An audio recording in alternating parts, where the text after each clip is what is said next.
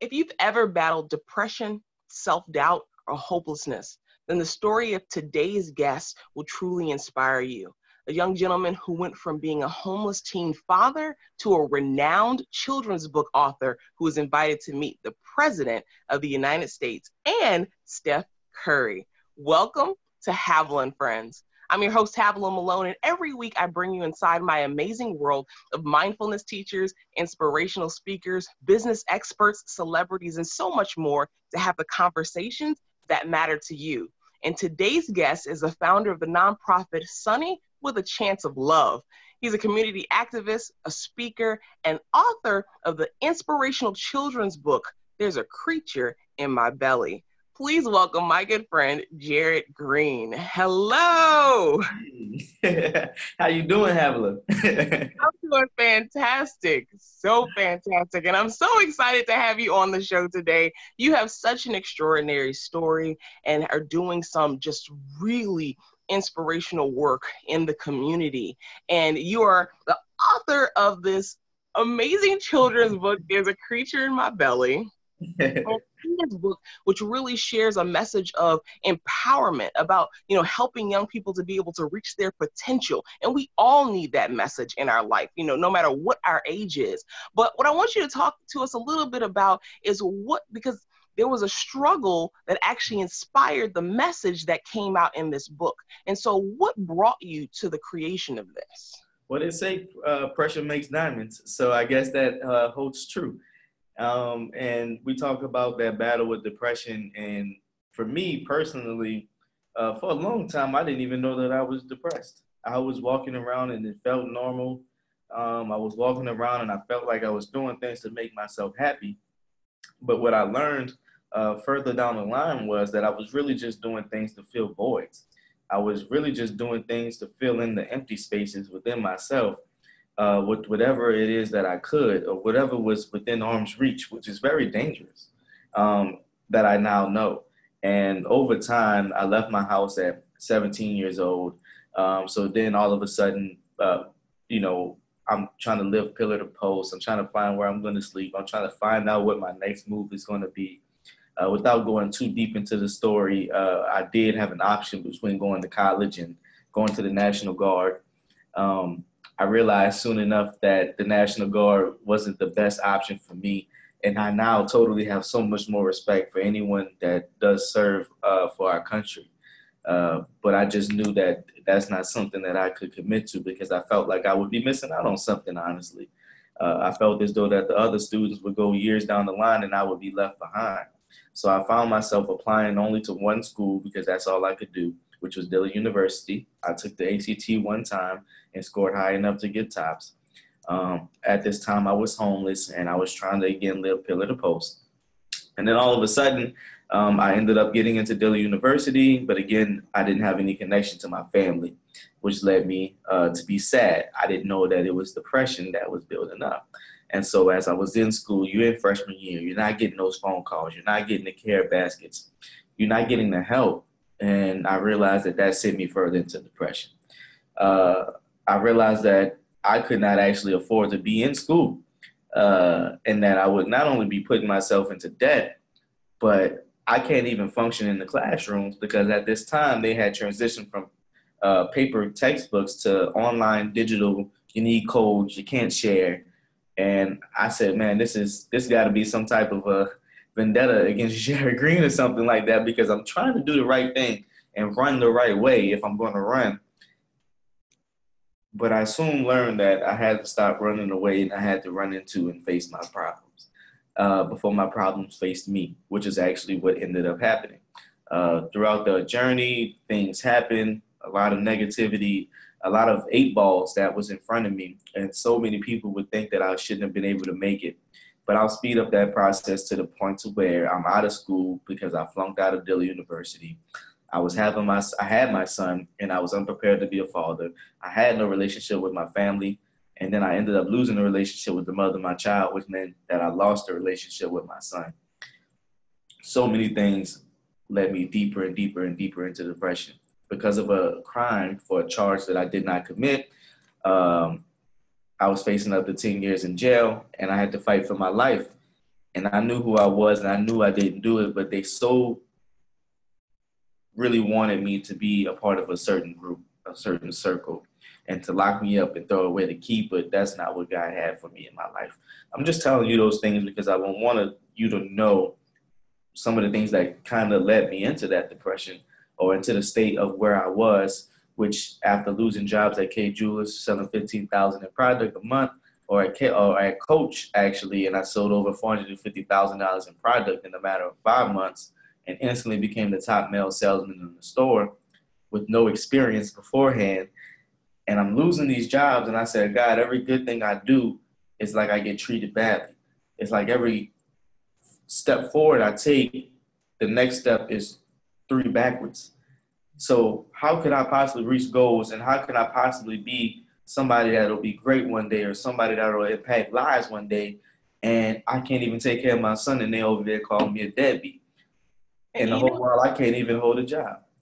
And there's so many individuals and just the level and depth at which you're sharing, which you're so appreciative of, because there's so many individuals who face and deal with depression on a daily basis, who deal with, very hard life circumstances, so to be in a position where you want better for your life, you want to be able to grow and blossom and prosper and have success, that you see outside in the world that looks like it's available to you, but yet so many, individuals, like it seems like one bad break after another, one bad break after another. It's like, hey, I try to move 1 step forward, I move 2 steps back, and that can send people on a cycle to continue to go down. But instead of you digging a deeper and deeper and deeper hole, you continue to try to move up and contribute. So where did that,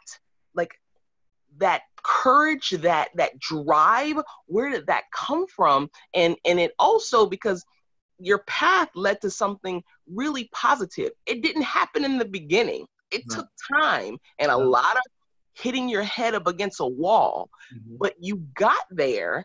And so I want you to talk a little bit about that piece of your journey of like what that drive was for you to continue to progress and where the breakthrough happened for you. Right. And so, and I would also add on to what you were saying to say that there are many people that still to this day don't even know that they're depressed. And that's the craziest thing, right? And I think for me, what I learned most of all was to stop measuring my success on other people's rulers. And I realized it because it would never be good enough. You take you take one step and then they raise the ball a little bit higher. And it's like, well, I'll never reach that because you don't really want me to reach that.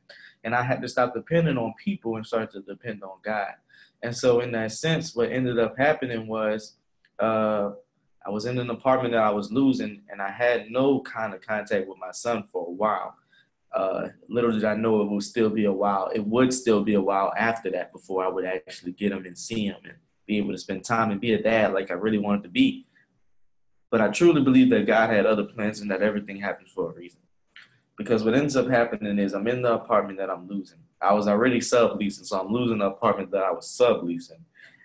And I said, God, I really don't know where I'm going to go to next at this point.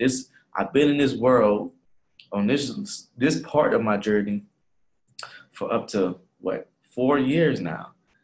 I'm out of school. I don't have nothing. It don't feel like I took steps. I was in the councilman's office. I was doing things like that, but I realized that none of it was doing nothing for me. None of it was really fulfilling nothing for me. It was fulfilling other people's lives and make them look good, but I'm sitting over here and they're not even trying to help me. God, what's going on? And so I was so deep in depression, Havilah, that I no longer even wanted to be on this earth anymore. So to be more specific and not vague, I had extreme suicidal thoughts, and I really was making efforts and planning and preparing to actually take myself off of this earth.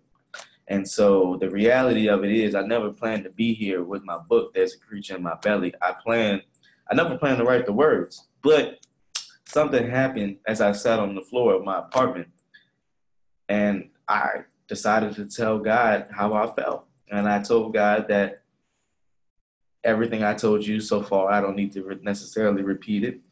And God spoke back to me and told me that everything I needed was on the inside of me, that I was right where he wanted me to be. And that if I would just get up and continue to keep going, that he would essentially show me better than he could ever tell me. So from that moment, I got up. I watched The Lion King, which is my all-time favorite movie. As I was watching it, I mean, you know the movie, so you know there's a part of it that really depicts this father and son relationship. And, you know, that just was touching me. And I go to tearing up and crying. And all of a sudden, I did something did not do along this journey, and I had not done for years before I left my house. I picked up a pen and a piece of paper and started to write down how I felt. But this time, it wasn't just, I feel like this. This time it was, there's a creature in my belly, and I know this is true. Oh, my son, that's just the greatness on the inside of you. I said, wow, that's pretty good. Actually, I haven't wrote in a long time. This feels pretty good. Oh, but I feel it, I hear it, it tickles me too. Yes, I know the feeling, and I feel it too. That's just the greatness on the inside of you. I started to just look at those words, and I said, man, I am flowing right now. So this feels great. And what people don't know is that those words are actually my conversation that I was having with God when I wanted to commit suicide. And so God was assuring me that I was great and that everything I needed was on the inside of me. And if you look inside the book, there's a part where the son says, wait, one more thing before you kiss me goodnight. That was the moment that I decided that I still wanted to be on this earth, and that I had to ask God a few more questions about my future and about my protection and about where it is that I would be going. So that's where that breakthrough comes from, to answer your question. When I was at that lowest point, I finally wanted to not even be here anymore. And God told me that I was more deserving to be here than many people that was already here. And the reality of it is, if I took myself out, then there would be a lot of people who would not make it. He said, you may not even meet the people that you'll touch. You may not even see the people and the amount of people that you'll touch. You won't be able to physically touch everybody, but I will make your seed grow across the world if you get up from this moment and you take these words that I gave to you and you go and spread it to as many people as you possibly can. So, which is why my first goal was to give away 1,000 copies of a book to kids that could not afford it. And of course, I could not be that specific. So I gave it to schools where I knew, or organizations where I knew those kids would be housed at. And that's what to your amazing community effort and outreach program that you created and that truly made a mark in history. I just want to really applaud you, because it was truly from a place of pain that your purpose was then birthed. And so the message, even in this book, even in its form, that is available for kids, that is something that's simple to be able to understand, to be able to see like what is there within us. It came out of a conversation that you were having with Source, that you were having with God, that was truly coming from an inspired place within you. And it's because you finally called out and asked for help. Because so often individuals will suffer in silence. They suffer alone, and they're not getting the help that they need to be able to work through whatever the pain is, work through whatever the stumbling block is that they're going through in life. But once we can, and sometimes it does, getting to a very dark place before we start to reach out. And it doesn't matter how mentally strong you are. It doesn't matter how much money you got.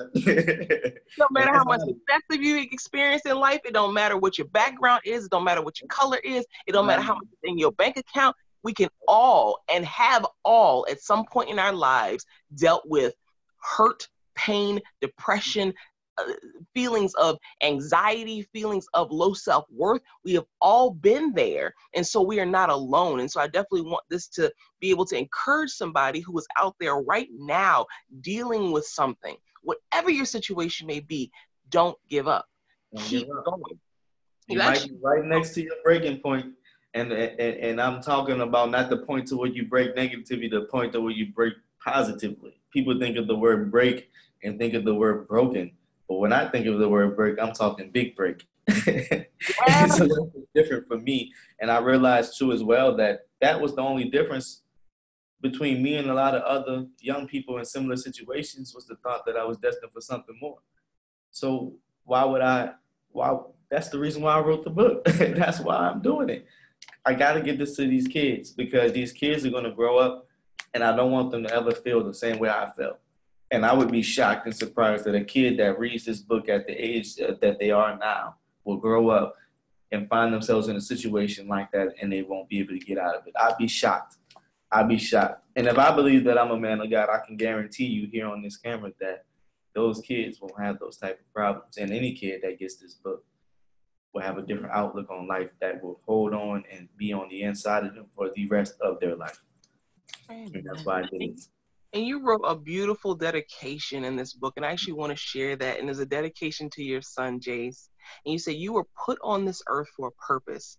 Guard your heart and your mind, because those are your strongest and best weapons. Nothing can stop you but you. Don't run away, run into. Fear not. Love others and always lend a helping hand. You are a king, so behave like one.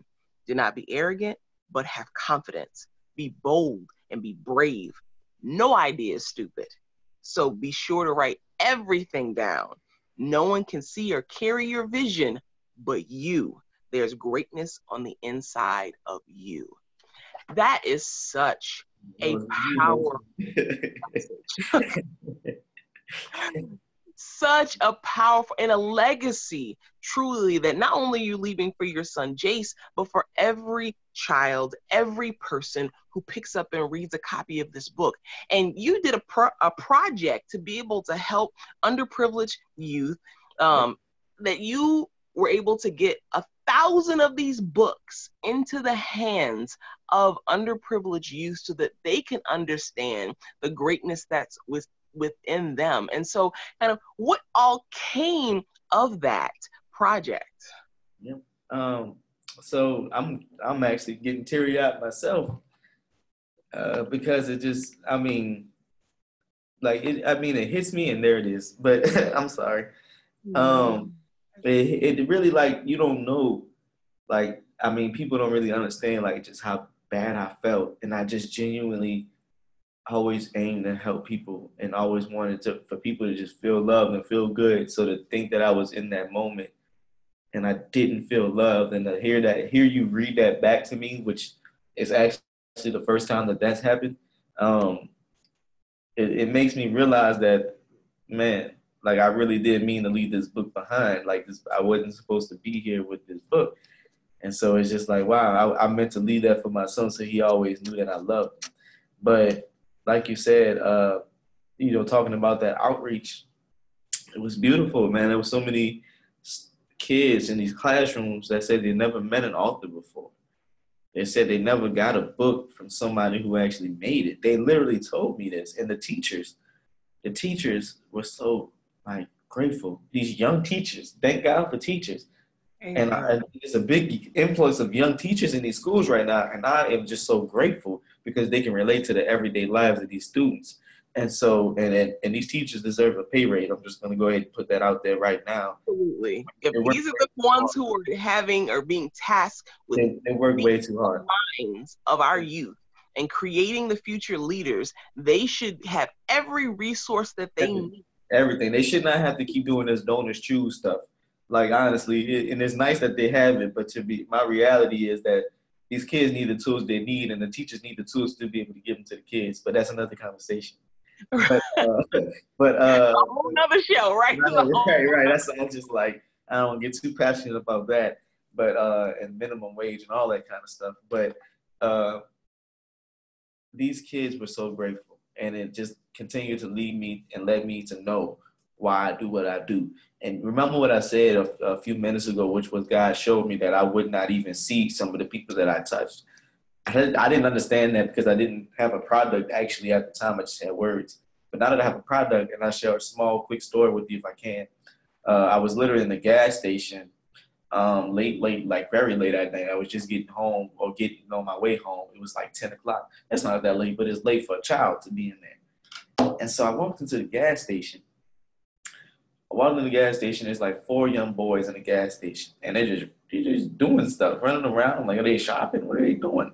So I just paid attention to what they're doing. I guess that fatherly spirit kicks up in me. I'm just like, let me make sure that they're good. Before I would rather say something to them rather than one of these store clerks to say something to them. So I just watch it for a second, and I get in line behind them. I wait for them to get in line. I get in line behind them. And so one of the little boys turned around and said, "Hey, I know you." And I'm like, "I know you don't know me. I've definitely never seen you there." Where you know me from? I'm just like, this is like new to me. So I'm just like, really? And he was like, "Yeah, you made that book. There's something on the inside of me." And I said, "Oh, there's a creature in my belly." He said, "Yeah, that's the one. That's the book right there." I said, "Well, how'd you know it was me?" And he said, "Your picture is on back of the book." You never know what these kids will really click to and be able to say, "I know who you are." He said, "I read that book every single night. It's my favorite book." And this is now, when you try to put me in a certain age bracket, this is why I can't just stay in the 2 to 6 or 2 to 8 age bracket. This little dude was at least 10 years old. And he said, "I read this book every single night."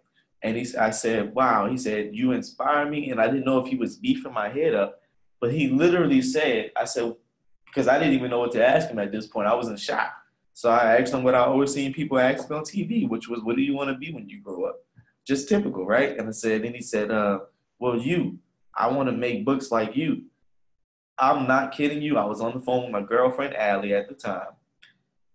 She was in shock hearing this little boy tell me these things. And this random time at this gas station, I know the guy sent me there on purpose that night. He said, "Can I take a picture of you?" I said, "How about we take a picture together?" And he said, "I'm going to send it to my mom. She's going to be so excited." I said, "Well, just stay in contact with me. Tell your mom stay in contact with me." And whatever, because I didn't even know what else to say, to be honest with you, but because I was just in shock. And that don't tell you why I'm doing it in itself, because the kids do cling on to what you give them. Just like I cling on to HAVILAH Malone's publicity magnet for many different reasons right now.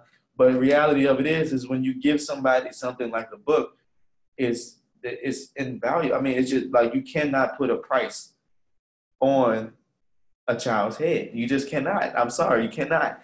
These children are priceless in minds. You never know what impact you can have on somebody's life, even through what is birthed through our struggle.